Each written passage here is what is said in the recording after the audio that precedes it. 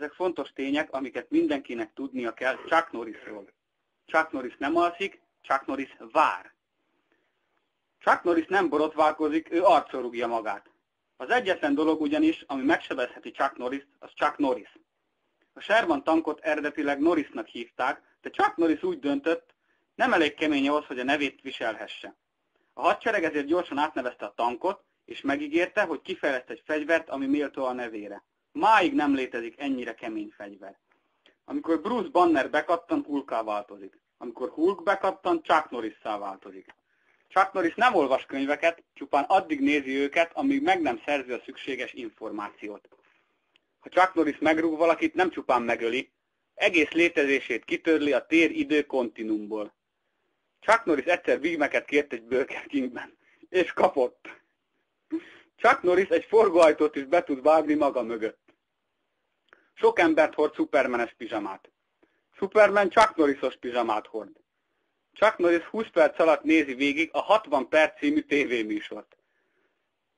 Chuck Norris egy alkalommal kihúzott egy szálat a szakállából, és 3 ember szívét szúrta át vele.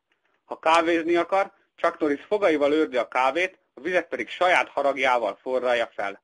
Chuck Norrisnak 12 holdja van. Ezek közül egyik a Föld. Születésnapján Chuck Norris találomra kiválaszt egy szerencsés gyereket, és belehajítja a napba. Chuck Norris találta fel a fekete színt, sőt, az egész színtartományt ő találta fel, kivéve a rózsaszínt. A rózsaszínt Tom Cruise találta fel. Chuck Norris osztható nullával. Egy kép többet ér 1000 szónál. Chuck Norris többet ér 1 milliárd szónál. Chuck Norris egyszer megevett egy egész tortát, mielőtt barátai figyelmeztették volna, hogy striptease táncosnő van benne. Chuck Norris vért ad, nem kért üt, csupán egy pisztolyt és egy vödröt. Nincs evolúció, csupán azon élőlények listája, akiket Chuck Norris élni hagyott.